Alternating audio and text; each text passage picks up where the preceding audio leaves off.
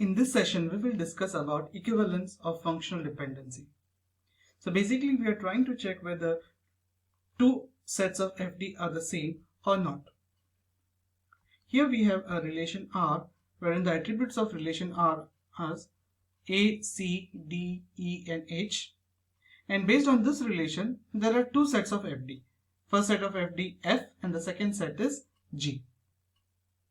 Now, our job is to check whether F is a subset of G, or G is a subset of F, or F is equals to G, or F is not equals to G.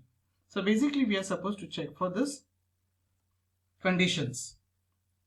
Now how do we do this? How do we start to check whether these two sets of FD are the same or a subset of each other or not equals to each other? So to do this, what we do is we calculate the closure on the first set. So we calculate the closure on A,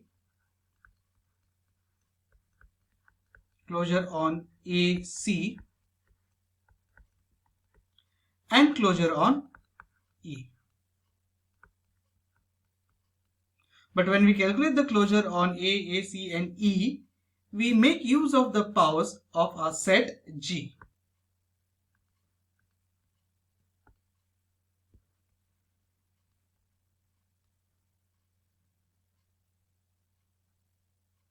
So the closure on A will be calculated based upon the second set, that is set G. So closure on A is A, and A gives us CD. Closure on AC is AC, and A gives us CD. So C is already present over here, so we add D over. Closure on E gives us E, and E gives us AH, A gives us CD. So this is the closure that has been calculated on set F using the powers of set G. Now our task is to check whether F is equals to G. Now we can see in the first set that A gives us C. When we calculated the closure on A, you can see that A gives us C. The second FD is AC gives us D, AC gives us D. The third FD is E gives us A, D and H. So E gives us A, D and H. So whatever job F could do, the same job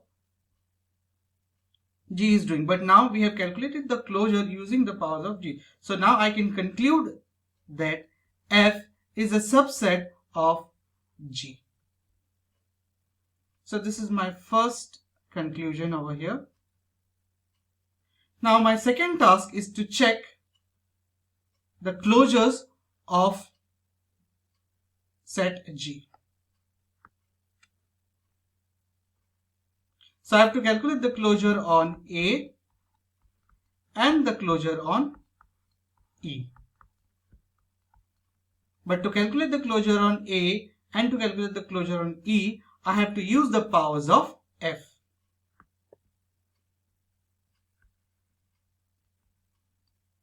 So the closure on A is A, C, AC gives us D. The closure on A is A, C, D. Now calculating the closure on E using the powers of F, E gives us E, E gives us A, D and H, and A gives us C, AC gives us D, that is already present over here. So this is the closure on A and E from set G, which uses the power of our set F.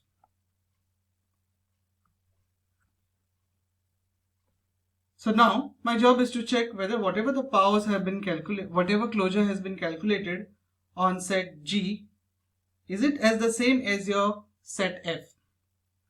So we can observe over here is A gives us CD, A gives us CD, E gives us AH, E gives us AH. So basically when we calculated the closure, it is the same as, using the powers of f, it is the same as your set G. So now based on this I can conclude that G is a subset of f. So basically my conclusion is f is equals to G.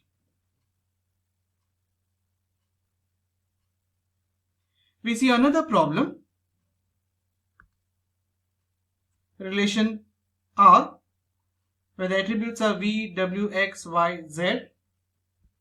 We have the first set with this set of fds and the second set with this set of fds.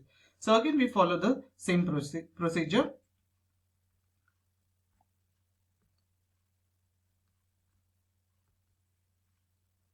We calculate the closure on our set f, that is we calculate closure on w, we calculate the closure on wx, and we calculate the closure on z.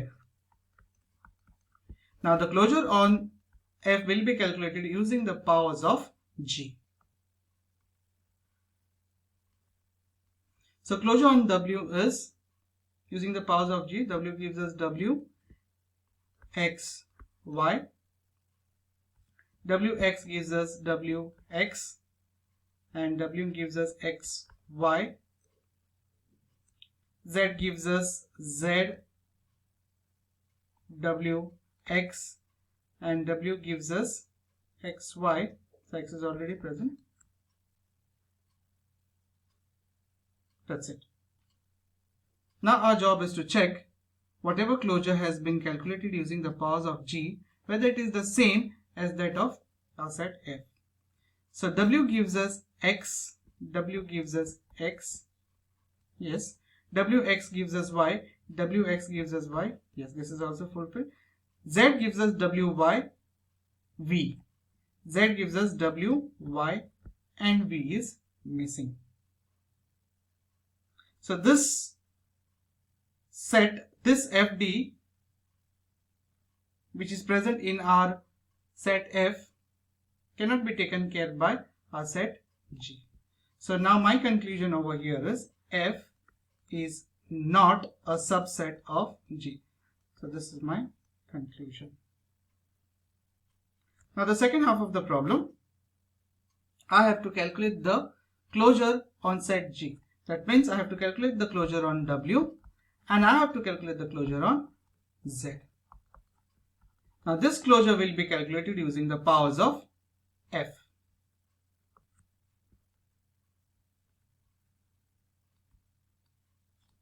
So the closure on W is W, X, Y.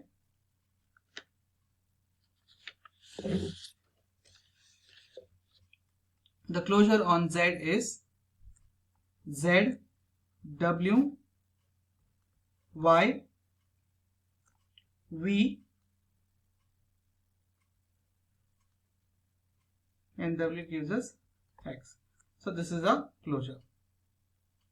Now we have to check whether it is the same as your set G.